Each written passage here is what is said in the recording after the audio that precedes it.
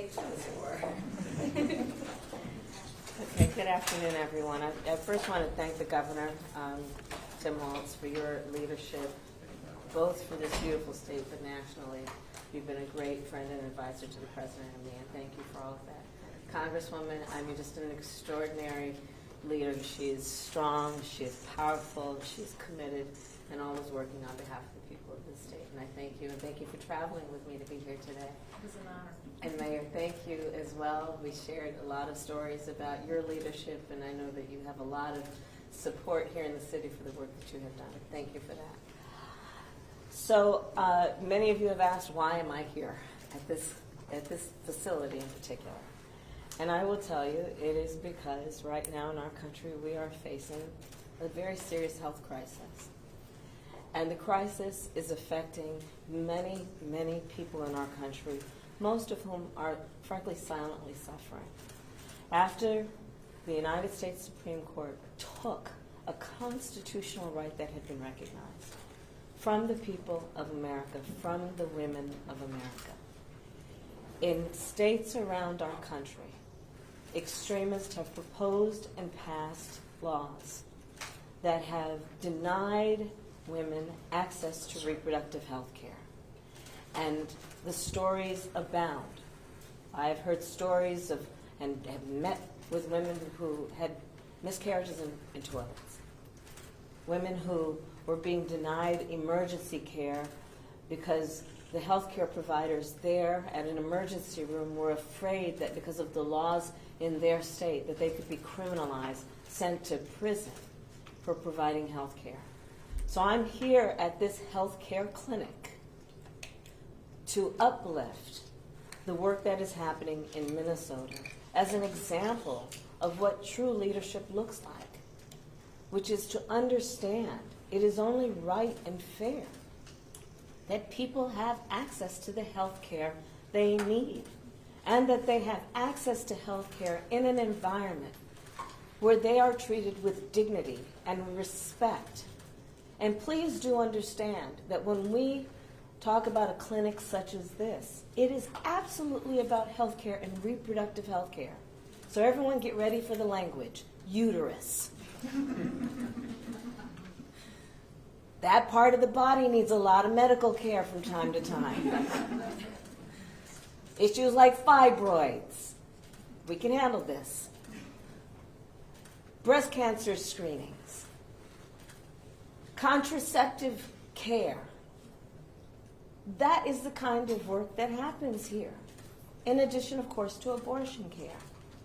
So to have laws in states that have caused clinics like this to shut down so that women have no access within any reasonable distance of where they live to get this vital care that is necessary to address their health needs and concerns. So again, I say thank you to the governor, the congresswoman, the mayor, and the doctor, and all those who work here, and the staff. This work includes having people here who go out and talk to young people, our young people in high schools.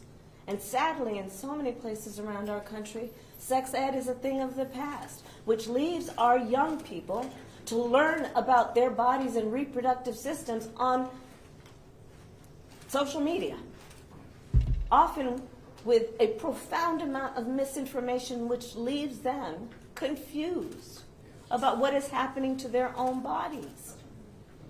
The work that happens here is about providing assistance to women who do not live in the state of Minnesota, because sadly, this state exists in a neighborhood where laws have been passed to deny people reproductive health care, and so women have to travel here. You know, the majority of women who receive an abortion are mothers. God help her that she's got affordable child care. If she is working, God help her, she's got paid family leave. So she can figure out how is she going to get to the place that will provide her the care she needs. Well, the work that happens in a clinic like this includes answering those questions for someone who might be in great distress, letting her know what is available to her in terms of transportation, in terms of housing or hotel? What is available to her in terms of assistance for her child care needs? So I'll close with this.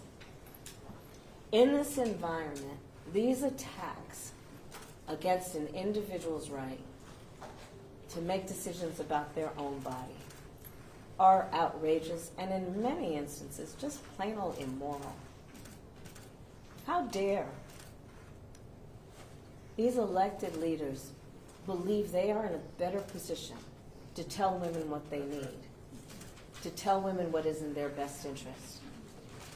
We have to be a nation that trusts women. And with that, I will introduce this extraordinary healthcare provider. And Doctor, please. Thank you. Thank you so much. I have to use my notes, folks. I'm not used to doing this. So, good afternoon, everyone. Good afternoon. I'm Sarah Traxler. I'm the Chief Medical Officer here at Planned Parenthood North Central States. I'm a board-certified obstetrician gynecologist with a subspecialty in complex family planning, and I also have my Master's of Science in Health Policy.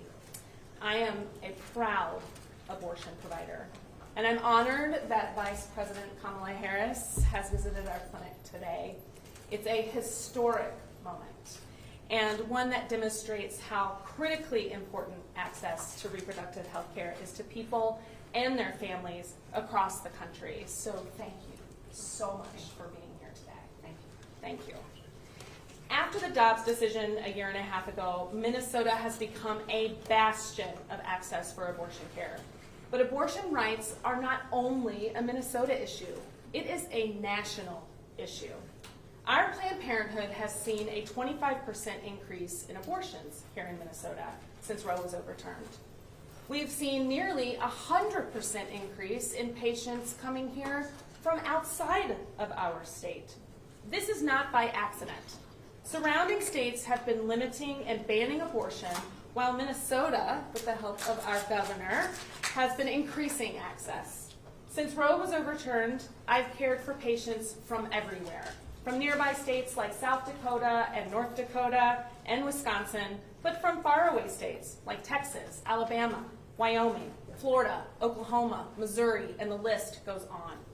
I've seen patients who've flown from places like Louisiana only to have me tell her that her complex pregnancy condition would keep her from having her abortion here with me, forcing her to continue a dangerous pregnancy because hospital-based care was not available to her in her home state.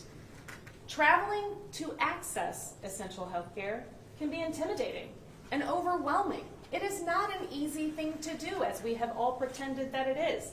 Like the experience of our patient who traveled from a small rural town and became lost in downtown Minneapolis with a dead cell phone after her flight landed.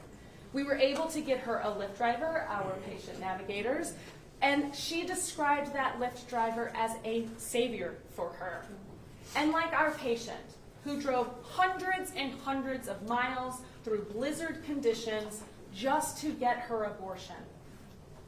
Our new abortion landscape is difficult, it is dangerous, and it is putting my patients and healthcare providers at severe risk. I've talked to my colleagues practicing in states where abortion is now illegal, and they are unnecessarily struggling with decisions around providing ethical, proper medical care and conflicting with the law. This should never happen. Thankfully, providing abortion care has gotten less complicated in Minnesota. Here, I'm trusted as a provider and an expert to work with my patients to provide the best care possible. To know that I'm trusted to do my job is a comfort to me, but it should be the standard everywhere. Private medical decisions should be made between patients and their doctors, without interference from politicians or the protesters standing outside on the street in front of our clinic today. You know, I didn't always feel this way. I came to understand bodily autonomy after a long history of being anti-abortion and having a very distorted point of view about abortion care. It wasn't until a friend told me her abortion story that I came to see the light.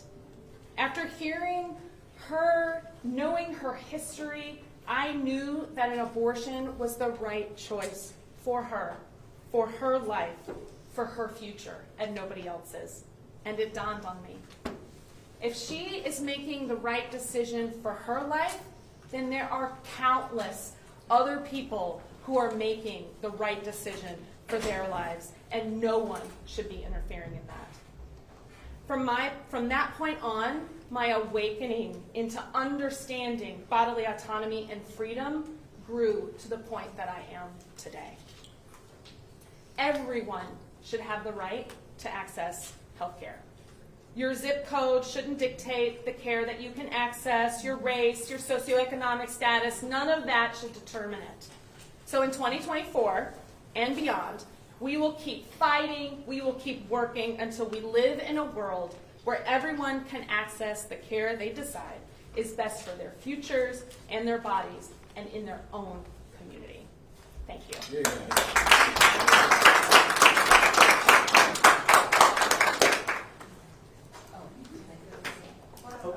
We're going to take a couple of questions. We're going to start with Rochelle from the Star Tribune. Hi, Madam Vice President. Why do you think it took so long for a city president or vice president to visit an abortion provider? And also, how concerned are you about the 20% vote uncommitted in the Minnesota presidential primary? Well, I'll tell you the reason I'm here is because this is a healthcare crisis, and I think that of the many stories that we can tell, of the many stories that we need to tell about what has happened after the Dobbs decision, one of them is that part of this healthcare crisis is the clinics like this that have had to shut down. And what that has meant to leave no options with any reasonable geographic area for so many women who need this essential care. And again, it runs the gamut of reproductive health care. So yes, it is abortion care.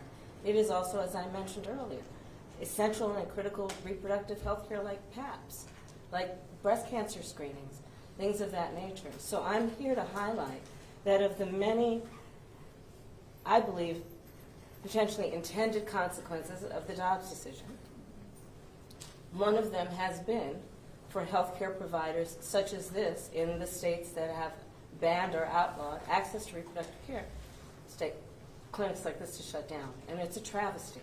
It's a travesty. Madam Vice President, We're going to go to our next question. Madam Vice President Darlene, right to your left, AAP. Hi, thank you. We were not able to go with you on the tour, obviously. Can you give us a sense of what you saw back there and also what you learned by coming here today? Well, what I saw were, I don't know, maybe 24 healthcare workers who really care about their patients, and who understand that in the healthcare delivery system, regardless of your gender or your healthcare need, I think we should all expect, and certainly we all desire, that you will be treated with dignity. And you'll be treated in an environment where you feel safe. And by that, I mean safe to be free from judgment. To be in an environment where you are actually and really listened to.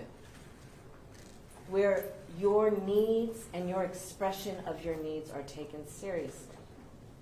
And walking through this clinic, that's what I saw. Are people who have dedicated their lives to the profession of providing health care in a safe place that gives people dignity.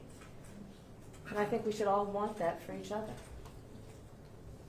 Thank you, Vice President. We're going to go to Nick at the New York Times. Madam Vice President, what do you see as your role on this issue, given that the administration has run up to the limit of what it can do to protect abortion rights, and Congress is unlikely to pass a bill codifying them? Well, Congress will pass that bill when we win back the House. Yes. And so I am sure of that. And I think that the point, one of the points that must be made on this issue as we attempt to uplift the real stories and the real consequences of the Dobbs decision is to remind people elections matter. Elections matter. What happened here in Minnesota with the re-election of the governor and the turning of the state legislature is what has led to ensuring that these fundamental rights are intact and are protected. Elections matter. And let me be very clear about this. When it comes to national elections and who sits in the United States Congress on this, there's a fundamental point on this issue that I think most people agree with, which is that one does not have to abandon their faith or deeply held beliefs to agree the government should not be telling women what to do with their body. If she chooses, she will consult with her priest, her pastor, her rabbi, her imam. But it's not for the government to tell her what she can and cannot do with her own body. And so what do you see as your role on this issue? My role is to do what I just did, which is to articulate exactly these points and to continue to articulate them and to organize folks around what I know is an issue that is impacting more people than you ever really know, who, as I said earlier, are silently suffering. And so we who have the ability to have a bouquet of microphones in front of us, as I do, I take on then the responsibility of uplifting these stories and reminding people with some belief, by the way, when I do it, that the vast majority of Americans do have empathy, and that even if they don't agree that this would be the best decision for them, would agree that other people should not be suffering the way they are. Thank you, Vice Thank President. you. We have one more question right here from Patricia at Bloomberg. Yes, Thank yes. you. Madam Vice President, Roe was always an imperfect vessel. What exactly would you like to see replace it? What form should it take? What should the scope of it be? What we want is to put back in place the protections that the Supreme Court took away, which is to codify, put into law, the protections of Roe v. Wade. That's what we want. Thank you, Vice President. Thank you so much. Thank you, everybody. Thank you. Thanks. Thank you. Since you're an icon.